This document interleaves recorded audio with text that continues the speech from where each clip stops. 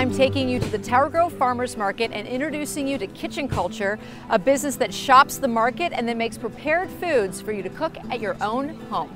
So Chris, tell me about how the kind of concept came together with sourcing from all the different farmers. Well, we wanted to originally cook on site, and the market felt that there were too many vendors that were cooking on site, so they said, well, create a separate category for you, which was prepared foods, but they wanted us to use mostly vendors from the market to support them, which was great. So we've developed relationships with all the farmers that are here, and what's great is in each dish you might have multiple farmers represented, which is more than just the average consumer would actually buy. So this is spelt that is from where? Kimker Farms, which is one of the vendors. They do grains that they hand mill. So the spelt's great because it has a lot of protein. And then we're adding additional farmers' vegetables. So we have carrots from one farm, radishes from another farm. We have dates. And then Mike actually had preserved blood oranges over the winter. It's definitely, I would say, high-end restaurant quality food. All the techniques, from the way we cut the herbs to the way that we handle the pasta, everything is really, really high-end. We're making it accessible to people however they want to use it. So when you meet with the vendors, how do you decide what it is that you want to do from week to week? We want to use what's like the freshest, most beautiful vegetables available.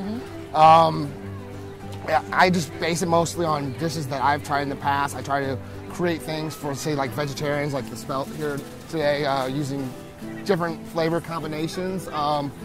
I just let the food inspire me, honestly. Just, walk around, see what's out there, and, usually this comes to me. It's not really that difficult. But you always have a pasta. Yes. You always have an empanada. We do, yes. And then you typically have a smoked fish, like this is not actually, this is a ruby trout. It's ruby trout, yes. A lot of people think it's salmon just based on the color, but it is actually trout. So the empanadas this week are pork and peaches. So yes. Talk about how you kind of come up with that one. Well, just the natural kind of sweetness with pork, and it just kind of plays well with the peaches. And there is some guajillo and ancho chilies in there as well, and that kind of all just ties it all together. People are always like, oh, peaches and pork, but just try it. It's really, really good. Awesome. And then tell me about the pasta. So this week is an agnolote. It's a Swiss chard. We got the Swiss chard from Claire, Double Star. And we have goat cheese from Beijing in there. There's a little bit of mustard. And I've paired it with some of the pickled Swiss chard stems and some bacon. Awesome. This kind of gives somebody an idea. That's kind of an illustration of what you can do once you get it home. So what you do is you just give people the pasta and they can play with it however they want. Yeah, I mean, it's a blank palette, essentially.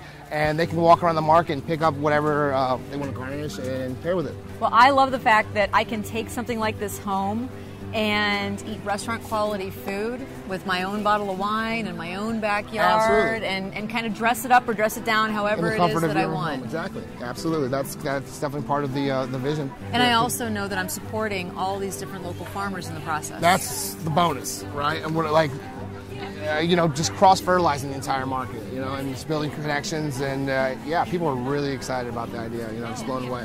And it's not a magic drink. It's just really good food.